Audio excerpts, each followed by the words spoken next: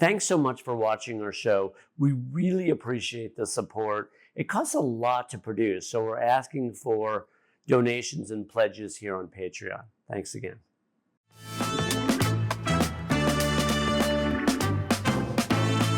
Welcome back to See It and Feel It with Dr. Brett. And tell us a little bit more about the mindfulness stuff, because it's something I work on all the time, everywhere, with all athletes and every business person, everybody I work with. I'm always teaching them how to orient towards the present moment, right? By catching yourself in the future, catching your mind in the future or past and bringing it back in the moment. And, obviously if you're a fighter, a wrestler, a grappler, any time you're in your head, you're basically screwed, right? You're in trouble. Yeah. So I would imagine you're also doing a lot of work around present moment time as a martial artist, right? Teaching people how to always orient towards the now, right? Everywhere. The work I do with all these kids and athletes, we do more work almost off the court than we do on the court, right? Because that's how you train yourself to be present. A month ago, I filleted my palm really badly. I opened a fillet knife into the middle of it, and I split the thing in two. And within 45 seconds of me realizing I wasn't going to bleed out, I told my wife, we're not going to the ER. And we found an urgent care center, and a nurse practitioner sewed it up with 7 stitches. But it was pretty intense because it was filleted all the way. I had the woman had a quirky personality, the nurse practitioner, and she's like, you created 2 really nice slabs of meat there. And I'm just like, oh, thank you. But it wasn't long, right, in that incident before I sort of calmed the fuck down, so to speak, right? Got myself present, and then realized, you know what, we're not doing anything that is going to be, torture like an ER. I think definitely when I find myself in such stressful situation, the breathing is my number one thing to bring me to maybe be more mindful as well. You know what I mean? I had a few situations where I wasn't working my breathing well, and I was going through so much, and I'm training, I'm grappling, and my mind was someplace else. Yeah. And then with a few seconds, then this dude trying to choke me, and that created more almost say sort of a panicking kind of feeling. And it's just like, why this is all happening? And then you saw getting the anxiety going. And so working with this therapist, that's when I learned more about mindfulness.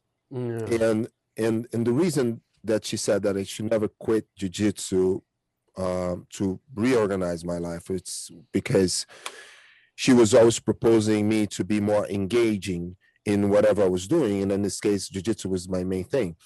So she said well, when you're there, what you should try to do as you are training. And she actually went there to watch me one time. It kind of we built not any friendship, but at least she was trying to understand why I was always using jiu-jitsu to as an example for many things.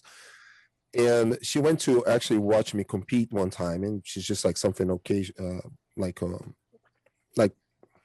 she just wanted to go. But anyway, it's fantastic. I love it. I do that kind of thing all the time. Yeah. So but then she was saying well, you try to feel the pressure, the strength, try to immerse yourself in a way that you feel the texture of your opponent's uniform, and you feel you pick up all the sense of the fighting and how you're getting getting that workout, and how you're sweating. So it's kind of you really paying attention to everything that's going on. So I could say that I became more sensitive to feel even sometimes my opponent's next move. I don't know, it's kind of not getting too cerebral. You're getting more intuitive, right? That's what it feels like as you and that's another thing I work a lot with.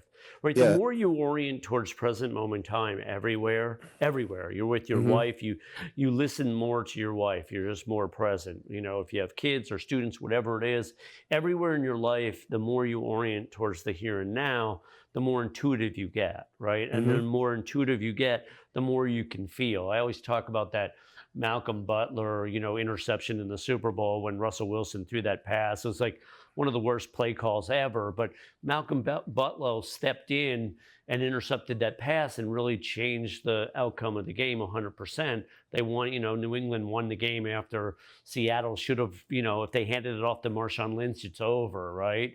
Hmm. Anyway, they called a pass play, but it wasn't just a pass that wasn't perfect. It was the fact that this guy just used instinct and intuition and was there at the right time. That hurt. But the point is, though, right, you can really develop your intuition by present moment time. And I think that's what you're referencing there.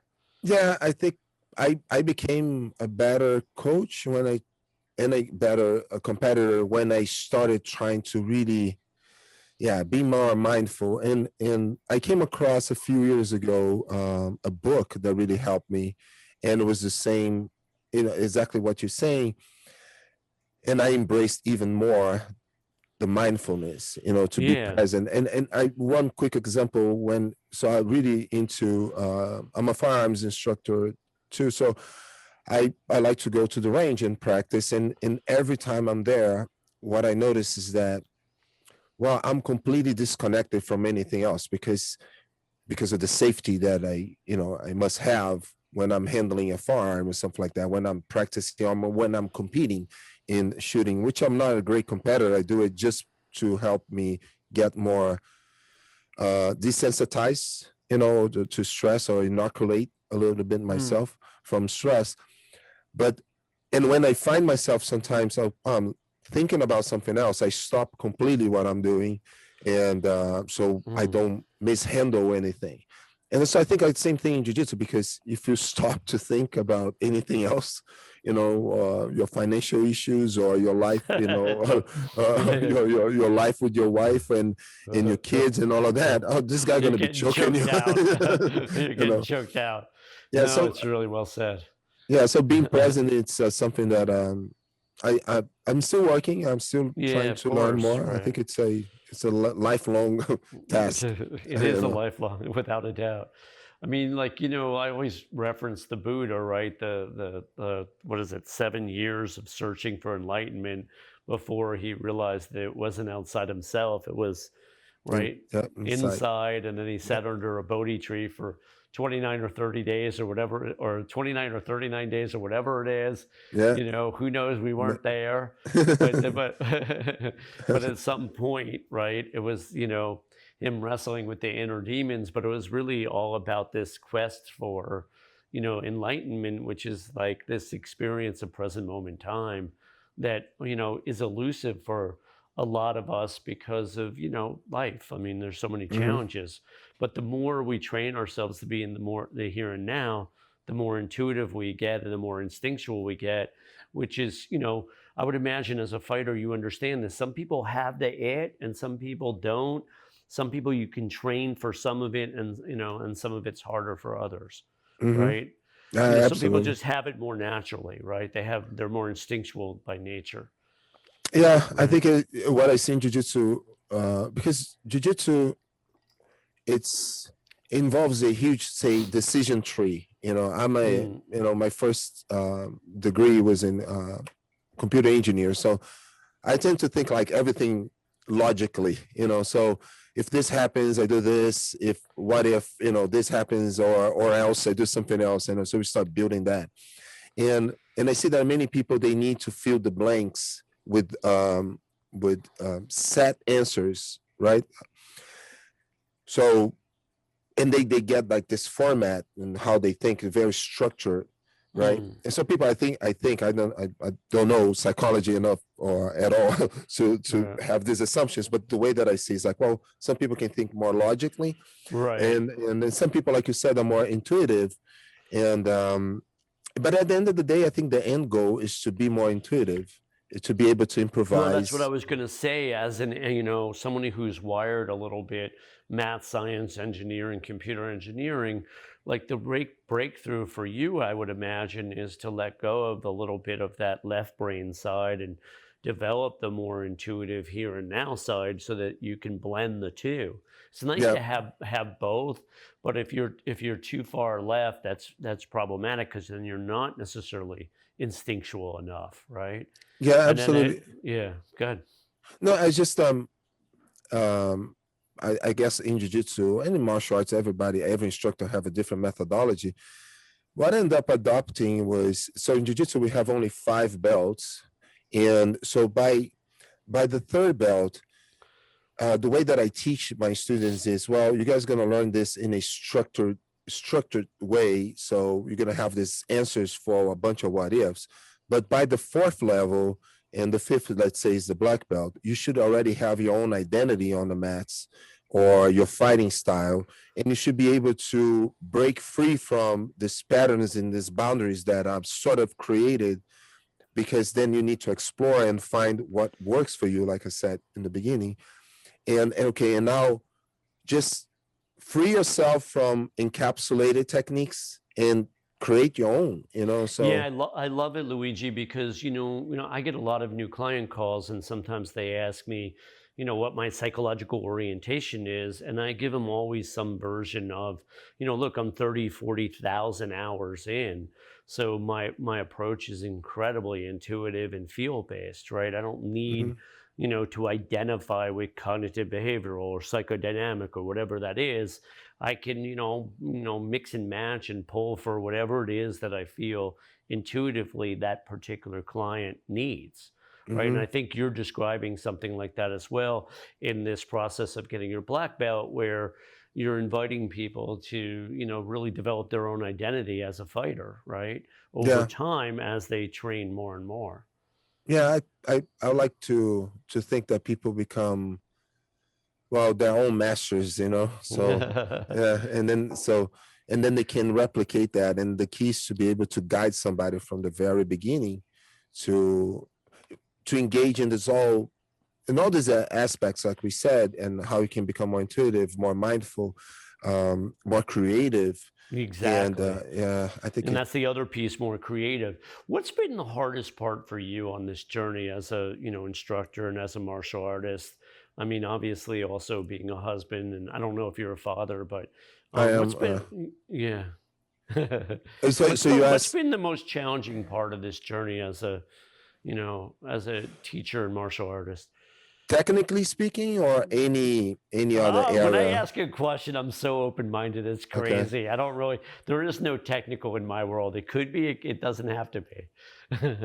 I think I think the most frustrating and challenging is dealing with different personalities, and maybe being able to identify these different personalities. And but then at the end of the day, I think with the most say frustrating, or things that maybe would almost make me stop, is when you come across ungrateful people. Ah, So yeah, yeah, I mean, not that super you triggering. expect, yeah, it's not Yeah. like not that I'm expecting a thank you or anything like that, but sometimes acknowledgement, because I believe that Mm. gratitude is a precursor. Did I say that right? Precursor, like something that pre Yeah, of course. Yeah, before no, that's fine. I got before you. We're yeah, with it. before loyalty. You know what I mean? So I think, like, if you're grateful, people become loyal, but not loyal that the students have to stick with you. Nothing like that. But just like, Well, um, I think we as a got less te- disappointments. Yeah. yeah, but as a teacher, I think it feels good to be appreciated, right? I think, right, and as a person, I think it feels good to be appreciated. So I think that, I totally can understand that because, I'm a teacher as well, right? And Mm-hmm. I like, the feeling of appreciation. I enjoy showing appreciation. It's just how I'm wired. It's Mm-hmm. something I do often everywhere. And what I've found over decades here is that I'm more drawn to people. Like I now I'm very selective about who I take on, as a client, just because for me the commitment is through the roof. Like I'm Yeah. intense in terms of my commitments. And so I'm more likely to take on somebody that has a sense of gratitude, even to start with, because it's hard. I found it hard to teach gratitude if they don't have it to begin with. Yeah. It's I, almost like a personality trait, right? mm-hmm. And I'm no longer the older I get, I'm just not drawn, to dickheads and assholes and people that really don't show, you know, a fundamental sense of appreciation. And so it's not that I won't work with that person, it's just I'm less likely to. You know what I Yeah. mean? So I find it as something that I like to enjoy what I do, right? Yeah. And so Yeah. that's part of how I sort of use intention to create business, if that makes sense. I No, literally absolutely. use my, yeah, go It's ahead. same. So for me, that happens a lot with, say, MMA fighters. Because if the person is really not well resolved within, like really like conscious about themselves, I guess they easily get lost when they become famous, or when they Yeah. get to a point that they think they already know that everything. And my goal is actually to make every single student and fighter independent in a way. So I don't want anybody hooked To be to me. dependent on No, you. no, Exactly. absolutely not. And Yeah. it's almost like this. It's almost the way that it works in our school, in our team, is, well, guys become black belts, and I mean they're totally independent now, but they come to train now because, well, number one, they want to keep learning, and I like to keep learning as well, of course. But it becomes almost like, well, I got to this point right now. I'm just getting better, of course, but I just coming here because I really enjoy.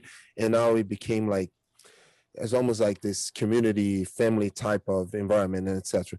But they could be on their own. They could be teaching if that's their goal. They could open their own place. And it's just to have that contact still, with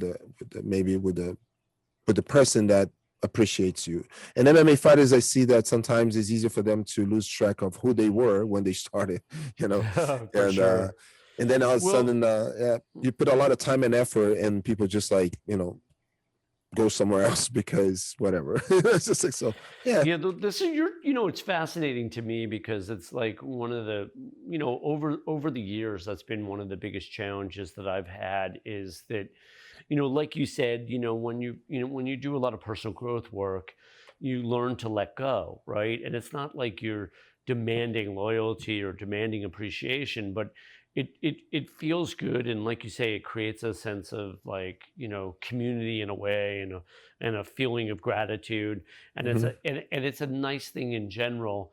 And yet the challenge for us, and me as well, is sometimes you just have to let go Yeah, because it's yeah, just not gonna, yeah. right? They're just not gonna meet us where we're, the way Hmm. we're wired, so to speak. Where, because I'm a connector personality type, and when I like somebody, I stay in touch with them for a lifetime. It's just how I Hmm. do. It's just Yeah, how I do life, and I don't even just stay in touch. Sometimes I randomly reward them just for fun, right? Just yeah, to show appreciation from something you've done 10 years ago. I'll do stuff like that.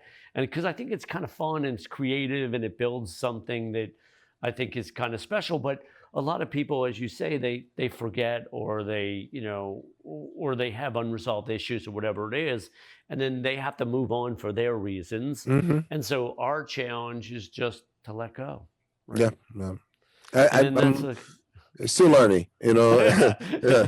But definitely I'm more selective, because I get a lot of young guys, like I said, on that 18, 19 years old or something like Yeah. that. Hey, Luigi, I want to be a fighter.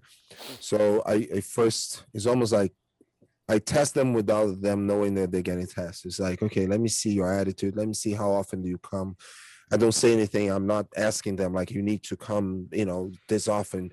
Yeah. And I see how they treat the new guys. I see how they treat the other guys, and then I start engaging more with them. And then I start like, okay, I'm gonna get you a fight. I'm gonna let's train one more day a week. And so I start like adding more things. But I do that in a very subtle way. And then some people are just like, I just don't mention anything, just like I don't know about this guy yet. Let me prove let him prove me that he's really into this, and he's really trying to be a good person, to help the new guys and to be good training partners for the most experienced guys, and go from there. Yeah, I love it. And I feel like what you're also communicating indirectly is a mindfulness of the energy of, like of what you're creating in terms of, your teaching style and your gym, and what you're about as a person as well. Yeah, I think all I want martial arts and jiu-jitsu to be for other people, my students, what it has always been to me. You know, it was my escaping time from reality to, you know, but again, I had to be engaged and mindful. And even as a coach, I cannot be on my phone when I'm teaching, or I have to be paying attention to what people are doing. And when I feel that I'm disconnecting a little bit from the classroom, which sometimes it happens because you're thinking about, you know, somebody walking in, I have to sign up this person, I have to this and that. Right. I try to find someone to criticize, not negatively, but just say, hey, why don't you do this way too? Like in a positive way, you know? So I can see one little thing on anyone that I can maybe force myself to get back into the teaching mode, and then you know, in the moment.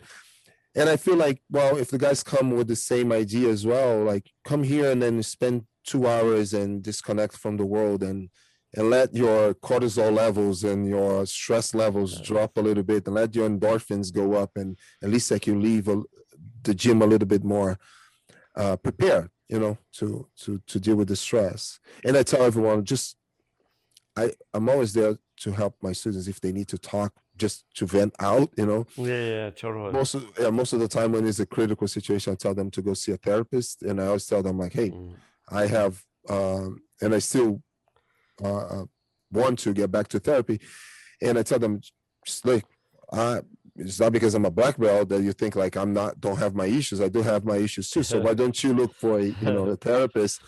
But I tell the guys, well, but if you had a bad day at work, don't come here and take on your teammates. If you had a bad day with your wife or girlfriend or boyfriend, husband, don't come here and take on anyone else. Just on the contrary, you come here and sometimes you take your beatings and kind of humbles you down. You know, it's just like, so they go back home like, okay, I took my beating. It's almost like a tired dog is easier to be trained. You know, I love it. I guess it's something like that. It's just good stuff, Luigi. We're going to have you back, Thank Luigi you. Mondelli, Jiu-Jitsu master and specialist. And I can tell you're a super good guy, but I'm really impressed with your level of mindfulness and your commitment. Your commitment to personal growth, and your commitment to your students, and your commitment to your gym. And Thank you it's very just much. real, absolute pleasure. Thanks so much. Thanks so much for having me. Anytime, I'm here. All right, good. We'll see All you. right. We'll see you again. All right. Thanks for watching See It and Feel It with me, Dr. Brett. If you enjoyed this video, remember to like, subscribe, or share it with a friend.